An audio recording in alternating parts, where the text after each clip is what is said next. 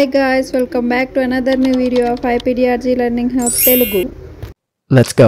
ఈ వీడియోలో క్వరీ అంటే ఏంటి, ఎలా ప్లేస్ చేయాలి, ఎన్ని టైప్స్ ఆఫ్ క్వరీస్ ఉన్నాయి, క్వరీ చేసే ముందు ఏ స్టెప్స్ ఫాలో అవ్వాలి, అలాగే క్వరీ టెంప్లెట్స్, వీటన్నిటి గురించి ఈ వీడియోలో తెలుసుకుందాం. క్వరీ అంటే ఏంటి అంటే ఒక కమ్యూనికేషన్ టూల్ అనమాట. ఫిజిషియన్కి కోడర్కి మధ్య ఉండే ఒక కమ్యూనికేషన్ టూల్ అని చెప్పుకోవచ్చు.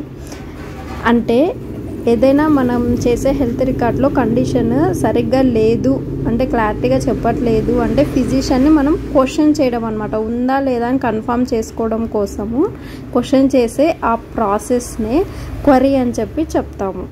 When we have to query, ఎప్పుడు క్వరీ చేయాలి అంటే ఏదైనా ప్రొసీజర్లో కావచ్చు లేదా నార్మల్ డయాగ్నోసిస్ కావచ్చు, మెడికల్ రికార్డ్లో చెప్తున్నారు బట్ కానీ క్లారిటీగా చెప్పట్లేదు లేదా కాన్ఫ్లిక్టింగ్గా ఉంది డాక్యుమెంటేషన్ అనేది అనుకోండి. అలాంటప్పుడు మనము క్వరీ అనేది ప్లేస్ చేయాలి. నెక్స్ట్ టైప్స్ ఆఫ్ క్వరీస్ చూసినట్టయితే మెయిన్గా 2 టైప్స్ ఉంటాయి. Concurrent query, retrospective query. Concurrent query అంటే ఏంటంటే ఓన్లీ హాస్పిటల్ స్టాఫ్ మాత్రమే ఫిజిషియన్ని క్వరీ చేయగలగాలి. సో దాంతో మనకు సంబంధం లేదు. రిట్రోస్పెక్టివ్ క్వరీ కోడర్ వచ్చేసి ఫిజిషియన్కి క్వరీ చేయొచ్చు అనమాట. వాటిని రిట్రోస్పెక్టివ్ క్వరీ అని చెప్తాము. దీంట్లో డిఫరెంట్ టైప్స్ ఉన్నాయి, మనం చేయాల్సింది ఇవే కాబట్టి వీటి గురించి ఎక్స్ప్లెయిన్ చేస్తాను. రిట్రోస్పెక్టివ్ క్వరీస్లో ఇంకా చాలా టైప్స్ ఉన్నాయి, ఇక్కడ లిస్ట్ ఇచ్చాను కదా, ఇప్పుడు ఒక్కొక్క దాని గురించి ఎక్స్ప్లెయిన్ చేస్తాను మీకు. ఫస్ట్ పిఓఏ క్వరీ చూసినట్టయితే అంటే పిఓఏ అంటే ప్రజెంట్ ఆన్ అడ్మిషన్, అది అడ్మిషన్ అయిన డేట్ నుంచి ఉందా లేదా కండిషన్ అని చెప్పి క్వరీ పెడతాం అనమాట. అట్లా for example patient shortness of బెర్త్తో అడ్మిట్ అయ్యారు. ఫస్ట్ డేలో కానీ హెచ్ఎన్పిలో కానీ ఎక్కడ పిఈ మెన్షన్ చేయలేదు పల్మనరీ ఎంబాలిజం, బట్ కానీ సెకండ్ డే నోట్ నుంచి మాత్రం మెన్షన్ చేశారనమాట. అది దానికి రిలేటెడ్ సిమ్టమ్ అయితే ఆన్ అడ్మిషన్ నుంచే ఉంది, బట్ పల్మనరీ ఎంబాలిజం మాత్రం ఆన్ అడ్మిషన్ నుంచి చెప్పట్లేదు, బట్ సిమ్టమ్ అయితే ఉంది కదా. సో అలాంటప్పుడు మనము క్లారిఫై చేసుకోవడం కోసము పిఓఏ క్వరీ అనేది ప్లేస్ చేస్తాం. పల్మనరీ ఎంబాలిజం అనేది ప్రజెంట్ ఆన్ అడ్మిషన్ నుంచే ఉందా లేదా అంటే తర్వాత డెవలప్ అయ్యిందా ఆన్ అడ్మిషన్ నుంచే ఉందా అని, దాన్ని పిఓఏ క్వరీ అని చెప్పుకుంటాం. నెక్స్ట్ అక్యూటీ క్వరీ అంటే ఒక కండిషన్ అనేది మెన్షన్ చేశారు బట్ అది అక్యూటా క్రానికా చెప్పలేదు అనుకోండి, అప్పుడు క్వరీ చేయొచ్చు. ఫర్ ఎగ్జాంపుల్ హార్ట్ ఫెయిల్యూర్ ఉంది, అది అక్యూట్ హార్ట్ ఫెయిల్యూరా లేదా క్రానికా కంబైండ్ అలా ఏది మెన్షన్ చేయలేదు అనుకోండి, సో అప్పుడు మనము క్వరీ చేయొచ్చు అనమాట. ఎందుకంటే అక్యూట్గా తీసుకున్నప్పుడు వేరే వస్తుంది డిఆర్జీ అనేది, కంబైన్డ్గా ఉన్నాయి క్రానిక్గా ఉన్నాయి అనుకోండి కొన్ని ఎంసీసీ కింద వస్తాయి, అలాంటప్పుడు డిఆర్జీ చేంజ్ అవుతుంది. కాబట్టి ఖచ్చితంగా మనం అప్పుడు క్వరీ చేయాల్సి ఉంటుంది. Next cause and relationship query అంటే ఏవైనా 2 కండిషన్స్ ఆ రెండింటికి మధ్య రిలేషన్ ఉందా అంటే దానివల్ల ఇది వచ్చిందా లేదా అని చెప్పి క్వరీ చేయడం అనమాట. For example patient diabetic patient అల్సర్తో అడ్మిట్ అయ్యారనుకోండి, అప్పుడు మనము క్వరీ ప్లేస్ చేయొచ్చు అనమాట. అల్సర్ అనేది డయాబెటీస్కి రిలేటెడా కాదా అని చెప్పి క్వరీ చేయొచ్చు.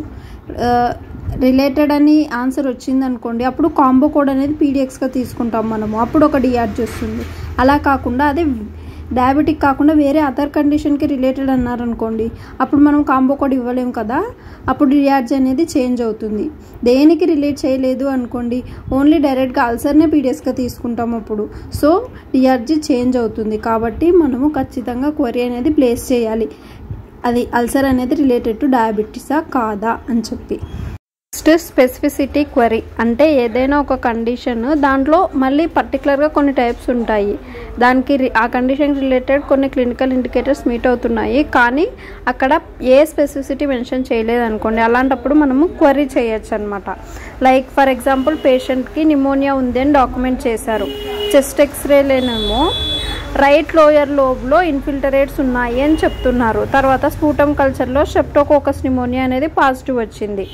అలాంటప్పుడు మనము క్వరీ చేయొచ్చు, పేషెంట్కి అసలు లోబార్ నిమోనియా ఉందా లేదంటే స్ట్రెప్టోకోకస్ నిమోనియా వచ్చిందా లేదా అన్స్పెసిఫైడా అదరా ఏంటి స్పెసిఫిసిటీ ఏంటి నిమోనియాకి అని చెప్పి మనము క్వరీ అనేది రైజ్ చేయొచ్చు. Next ruled in or ruled out query అంటే అసలు ఆ కండిషన్ ప్రజెంట్ ఉందా లేదా అని చెప్పి క్వరీ చేయొచ్చు అనమాట. ఫర్ ఎగ్జాంపుల్ హెచ్ఎన్పిలో ఒక నోట్లో వచ్చేసి అంటే అన్అడ్మిషన్ డేట్ రోజే హెచ్ఎన్పిలో పాసిబుల్ సెప్సిస్ అని చెప్పారు. తర్వాత వేరే అదర్ నోట్స్లో కానీ డిశ్చార్జ్ సమ్మరీలో కానీ ఎక్కడ మెన్షన్ చేయలేదు. బట్ కానీ సెప్సిస్ రిలేటెడ్గా ఉండే క్లినికల్ ఇండికేటర్స్ అన్నీ మీట్ అవుతున్నాయి. కానీ ఓన్లీ హెచ్ఎన్పిలో మాత్రమే అది కూడా పాసిబుల్ సెప్సిస్ అంటున్నారు. డిశ్చార్జ్ సమ్మరీలో పాసిబుల్ అంటే కన్సిడర్ చేస్తాం, హెచ్ఎన్పిలో చేయం కదా. బట్ క్లినికల్ ఇండికేటర్స్ మీట్ అవుతున్నాయి, ఫర్దర్గా ఎక్కడ మెన్షన్ చేయలేదు. అలాంటప్పుడు అసలు ఉందా లేదా సెప్సిస్ అనేది, రూల్డ్ ఇనా రూల్డ్ అవుటా అని చెప్పి మనము క్వరీ చేస్తాము. నెక్స్ట్ పాథలాజికల్ క్వరీ అంటే ప్యాథ్ రిపోర్ట్లో మనము చెక్ చేస్తాం కదా, ఏదైనా సర్జరీ కానీ బయాప్సిస్ కానీ ఏవైనా కానీ అలా జరిగినప్పుడు ఎక్కడ కన్ఫర్మ్ చేసుకుంటాం, ప్యాథ్ రిపోర్ట్ ఓపెన్ చేసి చూసుకుంటాం అన్నమాట. కాబట్టి అలాంటప్పుడు పాథలాజికల్ రిపోర్ట్లో ఒకటి ఉంటుంది, మనకు డాక్యుమెంటేషన్లో ఇంకొకలాగా ఉంది అనుకోండి. అలాంటప్పుడు మనం క్వరీస్ ప్లేస్ చేయొచ్చు. సమ్టైమ్స్ ఏదైనా surgery or procedure biopsy perform చేశారు, బట్ పాథలాజికల్ రిపోర్ట్ లేదనుకోండి, అప్పుడు మిస్సింగ్ పాథలాజికల్ రిపోర్ట్ కూడా పెండ్ చేయొచ్చు. ఇది వచ్చేసి క్వరీ అనమాట. ఎలాగంటే పాథలాజికల్ రిపోర్ట్తో వచ్చిన రిజల్ట్తో అగ్రీనా కాదా అని చెప్పి క్వరీ చేస్తామన్నమాట.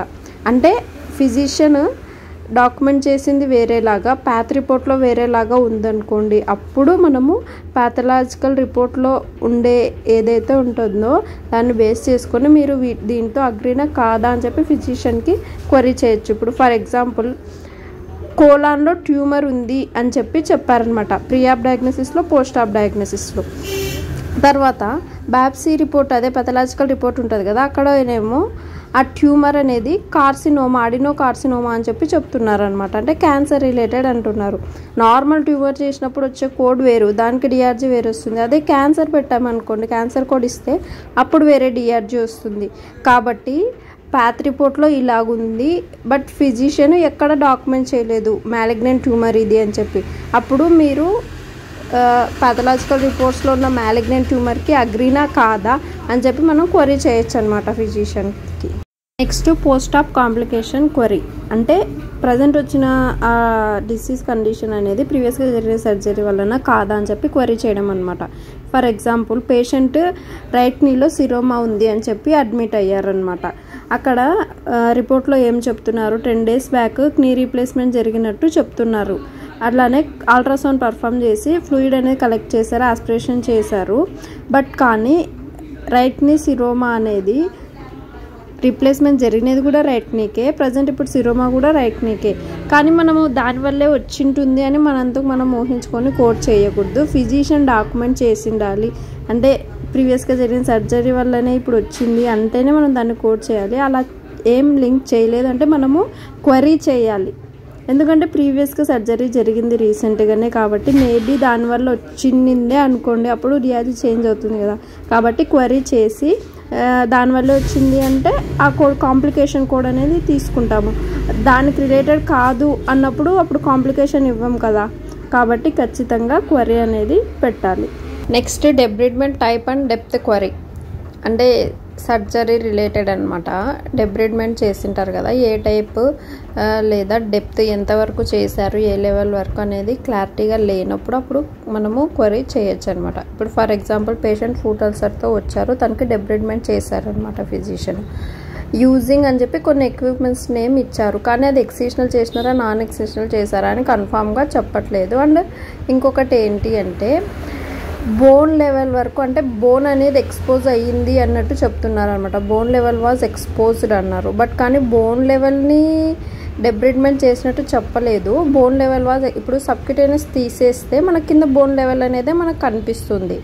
సో ఇక్కడ ఏమంటున్నారు, subcutaneous tissue was sent for analysis అంటున్నారు. సబ్క్యూటేనియస్ టిష్యూని అయితే పంపించారు, బట్ బోన్ లెవెల్ అనేది కూడా ఎక్స్పోజ్ అయ్యింది అంటున్నారు. దాన్ని కూడా ఏమైనా తీసారా మనము ఒకసారి కన్ఫర్మ్ చేసుకోవాలి. కాబట్టి అప్పుడు క్వరీ ప్లేస్ చేయొచ్చు అనమాట. అంటే ఇలా చెప్తున్నారు, అసలు ఎంత లెవెల్ వరకు డెబ్రిడ్మెంట్ జరిగింది, సబ్క్యూటేనియస్ వర్కా, బోన్ లెవెలా, టెండాన్ లెవెలా, మనం తర్వాత ఆప్షన్స్ పెట్టుకోవచ్చు క్వరీ రేస్ చేసేటప్పుడు. తర్వాత అలానే ఏ టైపు ఎక్సిషనల్ డెబ్రిడ్మెంటా నాన్ ఎక్సిషనల్ డెబ్రిడ్మెంట్ చేశారా అని. అంటే అక్కడ క్లారిటీగా వాళ్ళు చెప్పనప్పుడే మనం క్వరీ చేయాలి, ప్రతిదానికి చేయకూడదు. నెక్స్ట్ ఇటియాలజీ క్వరీ అంటే పలానా డిసీజ్ కండిషన్ అనేది దేని వల్ల వచ్చింది అని చెప్పి క్వరీ చేయడం అనమాట. దాని ఇటియాలజీ ఏంటి అని చెప్పి. ఫర్ ఎగ్జాంపుల్ పేషెంట్ సెప్సిస్తో అడ్మిట్ అయ్యారు, హెచ్ఎన్పిలోనేమో స్ట్రెప్టోకోకస్ వల్ల వచ్చింది అని చెప్పి చెప్తున్నారు. ల్యాబ్ రిజల్ట్ కూడా పాజిటివ్ ఉంది అనుకుందాం స్ట్రెప్టోకోకస్. బట్ కానీ ఒక ఏదైనా ప్రోగ్రెస్ నోట్లోనేమో అది సెకండరీ టు నిమోనియా అంటున్నారు. డిశ్చార్జ్ సమ్మరీలోనేమో వేరేలాగా చెప్తున్నారు. అంటే సెప్సిస్ డ్యూ టు యూటీఐ అని చెప్పి, మళ్ళీ యూటీఐ అనేది క్వశ్చనబుల్ డ్యూ టు క్యాథెటర్, ఏదో ఇండోలింగ్ క్యాథెటర్ వలన కాదా. ఇలా ఉన్నప్పుడు మనం ఏదైనా తీసుకుంటాం, హెచ్ఎన్పి కన్సిడర్ చేయాలా, స్ట్రెప్టోకోకస్ చెప్పారు ఎలాగో ల్యాబ్ రిజల్ట్ కూడా పాజిటివ్ వచ్చింది కదా అని అది పీడిఎక్స్ తీసుకుంటామా, లేదా ప్రోగ్రెస్ నోట్స్లో అసెస్మెంట్స్లో చెప్తున్నారు కదా నిమోనియా వల్ల అని చెప్పి అని అది తీసుకుంటామా, లేదంటే డిశ్చార్జ్ సమ్మరీలో సెకండరీ యూటీఐ అన్నారు బట్ కానీ క్వశ్చనబుల్ ఇన్వెలింగ్ క్యాథెటర్ అంటున్నారు, అలాంటప్పుడు ఏది తీసుకుంటాం. కాబట్టి మనము ఇథియాలజీకి క్వరీ పెట్టాలి. Sepsis was due to streptococcus వలన, నిమోనియా వలన, లేదా ఇన్వెలింగ్ క్యాథెటర్ వలన, ఇథియాలజీ ఏంటి దేనివల్ల అని చెప్పి మనం ఖచ్చితంగా క్వరీ చేయాలి. ఇప్పటి వరకు different type of retrospective queries అనేది చూసాము. ఇప్పుడు మనము క్వరీ ప్లేస్ చేసే ముందు మనం ఫాలో కావాల్సిన స్టెప్స్ ఏంటి అని చెప్పి తెలుసుకుందాము. అసలు క్వరీ అవసరం ఉందా లేదా అంటే అనవసరంగా క్వరీస్ ప్లేస్ చేయకూడదు అనమాట. క్వరీ పెట్టే ఛాన్స్ ఉంటేనే, అంటే కాన్ఫ్లిక్టింగ్ డాక్యుమెంట్ ఉంది క్లియర్గా చెప్పలేదు అంటేనే పెట్టాలి. అంతేకాని ఏదో ల్యాబ్ రిజల్ట్స్లో నార్మల్ వాల్యూ కన్నా ఒక పాయింట్ తక్కువ ఉంది, సోడియం లెవెల్ తక్కువ ఉంది అనుకుందాం, పేషెంట్కి హైపోనట్రిమియా ఉందా అని చెప్పి మనం అట్లా క్వరీ చేయకూడదు, అవంతా రిజెక్ట్ చేస్తారు. తర్వాత ఎస్ఓఐ, ఆర్ఓఎం, డిఆర్జీ అంటే సివియారిటీ ఆఫ్ ఇల్నెస్ అంటాం కదా అలాగా, లేదా డిఆర్జీ ఆ కండిషన్ యాడ్ చేయడం వల్ల ఏమన్నా ఎంసీసీ కింద వస్తుందా, లేదా ఓన్లీ సింగిల్ సీసీనా సింగిల్ ఎంసీసీనా అలా వస్తుంటేనే మనము క్వరీ అనేది ప్లేస్ చేయాలి. ఆల్రెడీ కోడ్ అంతా చేశారు బట్ కానీ ఒక కండిషన్ వల్ల మీకు డిఆర్జీ చేంజ్ అవుతుంది అది యాడ్ చేయడం వల్ల అనుకోండి, అప్పుడు పక్కాగా క్వరీ చేయాలి. అంటే అది ఉందా లేదా సరిగ్గా చెప్పట్లేదు అంటే క్వరీ చేయాలి. కన్ఫామ్గా చెప్తున్నప్పుడు నో నీడ్ టు క్వరీ, డైరెక్ట్గా కోడ్ చేయొచ్చు అనమాట మనము. అలా కాకుండా సమ్టైమ్స్ ఆల్రెడీ సీసీ ఎంసీసీ ఉంటాయి మీరు కోడ్ చేసిన చార్ట్లో, దాంతోపాటు ఇంకొకటి కూడా ఉంది ఎంసీసీ ఆల్రెడీ ఉంది కదా ఇది యాడ్ చేసినా కూడా డిఆర్జీ ఏం చేంజ్ అవ్వదు అని చెప్పి వదిలేయకూడదు. ఎంసీసీ కండిషన్స్ మేజర్ కాంప్లికేషన్స్ కాబట్టి ఖచ్చితంగా క్వరీ చేసుకొని ఉందా లేదా కన్ఫర్మ్ చేసుకున్న తర్వాతే కోడ్ చేయాలి. అంటే కన్ఫామ్గా చెప్పట్లేదు, ఒక చోట ఒకలాగా ఒక చోట ఒకలాగా అలా చెప్తున్నారు అంటే అలాంటప్పుడు మనము అది ఎంసీసీ కండిషన్ కాబట్టి ఖచ్చితంగా క్వరీ అనేది ప్లేస్ చేయాలి, ఎందుకంటే డిఆర్జీ అఫెక్ట్ అవుతుంది కాబట్టి. తర్వాత క్వరీ చేసే ముందు అట్లీస్ట్ 2 క్లినికల్ ఇండికేటర్స్ అన్న మీట్ అవ్వాలి. మనం ఏ కండిషన్ కోసం పెడుతున్నామో దానికి క్లినికల్ ఇండికేటర్స్ ఉంటాయి కదా, 2 అన్న మీట్ అయ్యాయా లేదా చెక్ చేసుకోవాలి. తర్వాత క్వరీ ఎప్పుడైతే రైజ్ చేస్తామో అప్పుడు మనకు కావాల్సిన ఇన్ఫర్మేషన్ మాత్రం బోల్డ్గా పెట్టడము, లేదా హైలైట్ చేసి పెట్టడము, లేదా అండర్లైన్ ఇవ్వడము ఇలాంటివి చేయకూడదు. ఇంకొకటి ఇప్పుడే కానీ షార్ట్ ఫామ్స్ ఇవ్వకూడదు అనమాట. అంటే ఇప్పుడు ఎంఆర్ఐ ఇవ్వచ్చు, ఇప్పుడు సివిఏ సెరెబ్రోవాస్కులర్ యాక్సిడెంట్ అదే కాబట్టి ఇప్పుడు ఏకేఏ అనుకో 2 మీనింగ్స్ వస్తాయి. అక్యూట్ కిడ్నీ ఇంజురీ అని వస్తుంది, లేదా అక్యూట్ కిడ్నీ ఇన్సఫిషియన్సీ అని కూడా వస్తుంది. అలా ఉన్నప్పుడు మనము షార్ట్ ఫామ్స్లో ఇస్తే ఏదైనా అర్థం చేసుకుంటారు. అలా ఏమన్నా సేమ్ అంటే అదే అబ్రివేషన్ కాకుండా వేరే 2 మీనింగ్స్ ఉన్నాయి దానికి అనుకోండి, అలాంటప్పుడు మనము ఫుల్గా డీటెయిల్గా అది నేమ్ అనేది ఇవ్వాలన్నమాట. షార్ట్ ఫామ్స్ అనేవి ప్రతిసారి యూజ్ చేయకూడదు. నెక్స్ట్ క్వరీ టెంప్లెట్ ఎలా ఉంటుంది అనేది మీకు ఈజీగా చెప్తా. జనరల్గా మెయిన్గా 8 స్టెప్స్ వైజ్ చూసుకుంటే 8 మనము నోట్ చేసుకోవాల్సి ఉంటుంది. ఫస్ట్ అకౌంట్ నెంబర్ ఎంటర్ చేయాలి, దాని కింద అడ్మిట్ డేట్, పేషెంట్ ఏ డేట్లో అడ్మిట్ అయ్యారో అది వేయాలి. తర్వాత డిశ్చార్జ్ డేటు, దాని తర్వాత డియర్ డాక్టర్ ఫిజిషియన్ నేమ్ ఉంటుంది కదా అక్కడ అది పెట్టాలి, లేదా సిడిఏ ఉన్నారు అనుకోండి వాళ్ళ నేమ్ అయినా మనము అక్కడ పెట్టాల్సి ఉంటుంది. నెక్స్ట్ క్లినికల్ సినారియో, మనం ఏ కండిషన్కి అయితే క్వరీ పెట్టాలి అనుకుంటున్నామో దాని గురించి ఫస్ట్ చెప్పాలన్నమాట. అంటే patient like 70 years female admitted with so on so కంప్లైంట్తో పలానా ఫెసిలిటీలో అడ్మిట్ అయ్యారు, ఈ కండిషన్స్ ఉన్నాయి, ఆ నోట్లో ఇలా మెన్షన్ చేశారు. అంటే ప్రోగ్రెస్ నోట్స్లో కన్సల్ట్స్ నోట్లో మీరు ఎక్కడైతే ఫైండ్ అవుట్ చేశారో వీలైతే డేట్స్ అయినా కూడా ఇప్పుడు లెంత్ ఆఫ్ స్టే ఎక్కువ ఉందనుకోండి, ప్రోగ్రెస్ నోట్లో అంటే దేంట్లోని వెతుక్కుంటారు, అదేదో ఆ డేట్ వేసి ఆ ప్రోగ్రెస్ నోట్లో ఇలా చెప్తున్నారు, దానికి సంబంధించి క్లినికల్ ఇండికేటర్స్ ఇవి ఉన్నాయి, దానికి ట్రీట్మెంట్ ఇది ఇచ్చారు అని ఇలాగా అంతా మనము క్లినికల్ సినారియోలో మెన్షన్ చేయాలి. నెక్స్ట్ స్టెప్లో క్వరీ అడుగుతాము. అంటే బేస్డ్ ఆన్ అబోవ్ పైన ఇచ్చిన మన క్లినికల్ సినారియో అని అర్థం అనమాట. Based on above documentation please clarify. మనం దేనికి పెడుతున్నాం, ఇథియాలజీకి పెడుతున్నామా లేదా కాజన్ రిలేషన్షిప్కి పెడుతున్నామా, అవి ఆ క్వరీని మనం అడగాలి. Based on above documentation please clarify whether patient have sepsis ruled in or ruled out, లేదా diabetes related to ulcer or not, అలాగా క్వరీ అనేది ప్లేస్ చేయాలి. నెక్స్ట్ కింద ఆప్షన్స్ అనమాట, ఎస్సా నోనా, it is related to or not related to or other, లేదా అన్స్పెసిఫైడా అని చెప్పి టైప్కి లేదా స్పెసిఫిసిటీకి పెడుతున్నారు లేదా అక్యూటిక్ పెడుతున్నారు అనుకోండి, ఆ ఆప్షన్స్ కింద ఇవ్వాలి. లేదా డెబ్రిడ్మెంట్కి పెడుతున్నారు డెప్త్ కోసము, అప్పుడు 2గా ఇవ్వాలి క్వరీస్. అంటే ఎక్సిష్ టైప్ కనుకోండి, based on about documentation please clarify whether it is excisional debridement or non excisional debridement అని. అలాగే కింద డెప్త్ కింద ఆప్షన్స్ ఇవ్వచ్చు. మనం 3Mలో లీడ్ చేసేటప్పుడు మనకు వస్తాయి కదా, అవే ఆప్షన్స్ ఇక్కడ పెట్టచ్చు. స్కిన్ లెవెలా, సబ్క్యూటేనియస్ లెవెలా, బోన్ లెవెలా, టెండాన్ లెవెలా, అలాగా. కింద థ్యాంక్ యూ నోట్ అనేది పెడతాం. థ్యాంక్ యూ నోట్ అంటే పెద్దగా ఏమి ఉండదు, థ్యాంక్ యూ అని చెప్పి చెప్తాం అనమాట.